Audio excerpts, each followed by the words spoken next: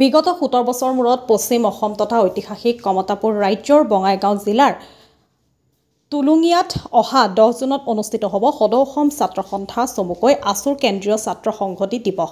ইতিমধ্যে প্ৰস্তুতি সম্পূৰ্ণ হৈছে সমগ্ৰ তুলুঙিয়া জিলা আৰু পশ্চিম অসমত উৎসাহ উদ্দীপনা বৃদ্ধি।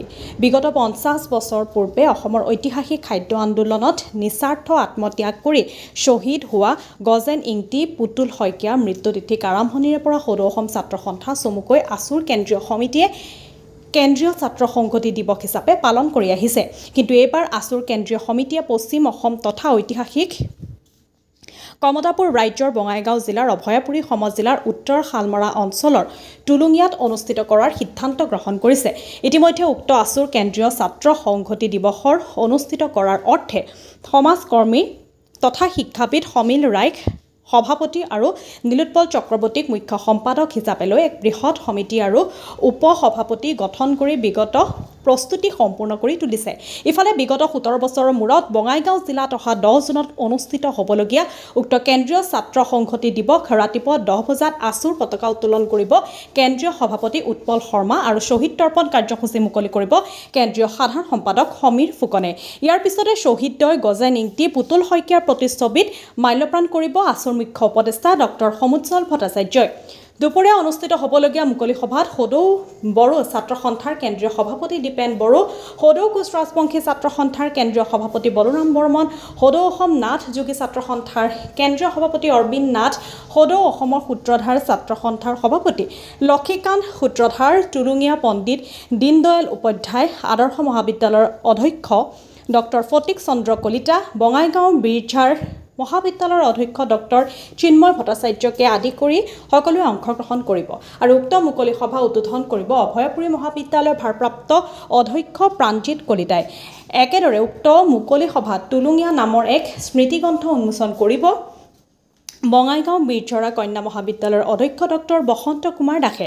সন্ধিয়া সাংস্কৃতিক সন্ধিয়াত গীত শৰাই আগবঢ়াব জনপ্ৰিয় কণ্ঠশিল্পী তৰালী শৰ্মাই। ইফালে অভ্যৰ্থনা সমিতিৰ সভাপতি সমীল ৰায়ে আজি এক সংবাদমেল অনুষ্ঠিত কৰি এই তথ্য প্ৰকাশ কৰে বুলি বাতৰিটোত প্ৰকাশ কৰিছে। বঙাইগাঁৱৰ পৰা ষ্টাফ ৰিপৰ্টাৰ প্ৰফুল্ল কুমাৰ দাসৰ ৰিপৰ্ট। নিভাজ কেন্দ্ৰীয় ছাত্ৰ সংহতি দিৱস 2025 আমি তুলুঙিয়াত এইবাৰ অনুষ্ঠিত কৰিবৰ কাৰণে সদৌ অসম ছাত্ৰ সন্থাই সিদ্ধান্ত লৈছে বঙাইগাঁও জিলাৰ তুলুঙিয়াত। আৰু ইয়াক লৈ আমি আচলতে বৰ এক প্ৰকাৰ উদ্গ্ৰীৱ হৈ আছোঁ যে অনুষ্ঠানটি কেনেধৰণে আমি সম্পাদন কৰিব পাৰোঁ। আমি এটা হিচাপ ৰাখিছোঁ যে আচলতে বঙাইগাঁও জিলাত ছাত্ৰ সন্থাৰ সদৌ অসম ছাত্ৰ সন্থাৰ কেন্দ্ৰীয় এনেকুৱা অনুষ্ঠান এইটো হ'ব গ'লে প্ৰায় আজি 17 বছৰ পিছত অনুষ্ঠিত হ'বলৈ গৈ আছে। আৰু এই 17 বছৰ পিছত আমি বঙাইগাঁও জিলাত কেন্দ্ৰীয় ছাত্ৰ সন্থাৰ নেতৃবৃন্দৰ লগতে বিভিন্ন জিলাৰ পৰা অহা যিখিনি ছাত্ৰ নেতা, এই ছাত্ৰ নেতাসকলক আমি আদৰিবলৈ পাম, আদৰাৰ এটা সুযোগ পাম আৰু তেওঁলোকক আমি আদৰণি জনাবলৈ পাই আমি নথৈ আনন্দিত হৈছোঁ। আৰু এই অনুষ্ঠানটি সুকলমে সম্পাদন কৰাৰ কাৰণে আমাৰ এই অঞ্চলত যিখিনি ছাত্ৰ ছাত্ৰী ৰাইজ, এটক অঞ্চলৰ যিখিনি প্ৰাক্তন ছাত্ৰকৰ্মী, এই সকলোৰে আমি সুন্দৰ সহযোগিতা আমি দেখিবলৈ পাইছোঁ। যিখিনি আমি দায়িত্ব ইতিমধ্যে আমাৰ কৰ্মীসকলক বা ছাত্ৰ নেতা বা প্ৰাক্তন ছাত্ৰ নেতাসকলক আমি দিছোঁ, এওঁলোকে সুন্দৰভাৱে এইখিনিত সহযোগিতা আগবঢ়াইছে। আশা কৰিম আমি সেইদিনাখনৰ অৰ্থাৎ 10 তাৰিখৰ যিখিনি আমাৰ ছাত্ৰ সংহতি দিৱস এইটো সুকলমে পাৰ হ'ব। আমি এই কাৰ্যসূচীটো বিভিন্ন জনজাতীয় কিছুমান ছাত্ৰ সংগঠন, তেওঁলোকৰ ছাত্ৰ সংগঠনৰ আমাৰ সভাপতি সম্পাদক তেওঁলোককো নিমন্ত্ৰণ কৰা হৈছে। আশা কৰিছোঁ সেইদিনাখনত যিখিনি আমাৰ মুকলি সভা হ'ব এই মুকলি সভাত তেওঁলোক উপস্থিত থাকিব আৰু তেওঁলোক উপস্থিত থাকি আমাৰ এই ছাত্ৰ সংহতি দিৱসটো সফলমণ্ডিত কৰিব। ইতিমধ্যে আমি প্ৰগ্ৰাম এখন যুগুতাই ওলাইছোঁ। সেইদিনাখন আমাৰ 10টা বজাত পতাকা উত্তোলন হ'ব আৰু পতাকা উত্তোলন কৰিব সদৌ অসম ছাত্ৰ সন্থাৰ সভাপতি মাননীয় উৎপল শৰ্মা ডাঙৰীয়াই। আৰু ইয়াৰ পিছতে 10:15 বজাত শ্বহীদ তৰ্পণ কাৰ্যসূচীটো সদৌ অসম ছাত্ৰ সন্থাৰ সাধাৰণ সম্পাদক সমীৰণ ফুকন ডাঙৰীয়াই সম্পাদন কৰিব। ইয়াৰ পিছতে আমাৰ শ্বহীদ গজেন ইংতি আৰু শ্বহীদ পুতুল শইকীয়াৰ প্ৰতিচ্ছবিত মাল্যাৰ্পণ কৰিব সদৌ অসম ছাত্ৰ সন্থাৰ মুখ্য উপদেষ্টা ডক্টৰ সমুজ্জ্বল কুমাৰ ভট্টাচাৰ্যদেৱে। এনেদৰে আমাৰ কাৰ্যসূচীখিনি সম্পাদন হোৱাৰ পিছত আমাৰ মুকলি সভাৰ কামখিনি আৰম্ভ হ'ব আৰু এই মুকলি সভাত আমাৰ এই জনজাতীয় কিছুমান সংগঠনৰ নেতৃবৃন্দক ইয়াত নিমন্ত্ৰণ জনোৱাৰ উপৰিও মুকলি সভাতে আমাৰ স্মৃতি গ্ৰন্থ এখন যুগুতাই ওলোৱা হৈছে। এই স্মৃতি গ্ৰন্থখনৰ মুকলি সভাত আমাৰ উন্মোচন কৰা হ'ব। আৰু আমি যেহেতু 17 বছৰ পিছত কেন্দ্ৰীয় অনুষ্ঠান এটা অনুষ্ঠিত কৰিবলৈ আগবাঢ়িছোঁ, এই সুযোগতে আমি আমাৰ এই অঞ্চলৰ যিখিনি সাংস্কৃতিক আমাৰ সাংস্কৃতিক আমাৰ যিখিনি উপাদান আছে এই উপাদানখিনি আমি প্ৰতিফলিত কৰিবৰ কাৰণে চেষ্টা কৰিম। সেইকাৰণে আমি মুকলি সভাৰ মাজে মাজে আমি আমাৰ এই অঞ্চলৰ যেনে কুচান নৃত্য, হুদুম নৃত্য, গোপনি নাম, দিহানাম এনেধৰণৰ কিছুমান আমাৰ সাংস্কৃতিক অনুষ্ঠান আমি প্ৰদৰ্শন কৰাৰ কাৰণে আয়োজন কৰিছোঁ। আমাৰ এই সকলোবিলাক বিভাগ বা সকলোবিলাক দিশ সম্পূৰ্ণ প্ৰস্তুতি সম্পূৰ্ণ হৈছে। কেৱল আমি সেই দিনটোৰ কাৰণে বাট চাই আছোঁ। ঠিক ইয়াৰ মুকলি সভাখনৰ আমাৰ সমাপ্ত হোৱাৰ পিছত আমি আশা কৰিছোঁ মুকলি সভাখন আমাৰ 4:30-5টা বজাত শেষ হ'ব।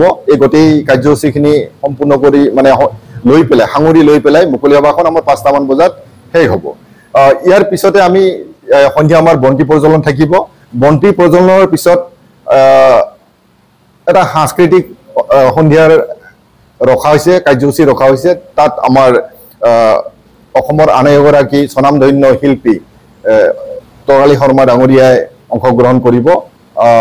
আমি আশা ৰাখিম তৰালী শৰ্মাৰ সাংস্কৃতিক সন্ধিয়ালৈকে, ৰাতিপুৱাৰ পৰা সন্ধিয়ালৈকে এই গোটেই কাৰ্যখিনি সুকলমে পৰিচালিত হ'ব।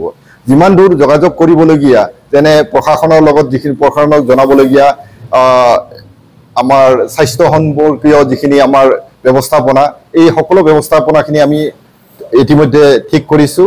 খাদ্যকে আদি কৰি গোটেইখিনি আমাৰ ঠিক হৈছে। কেৱল আমি ৰাইজৰ সহযোগিতা এতিয়া বিচাৰিম।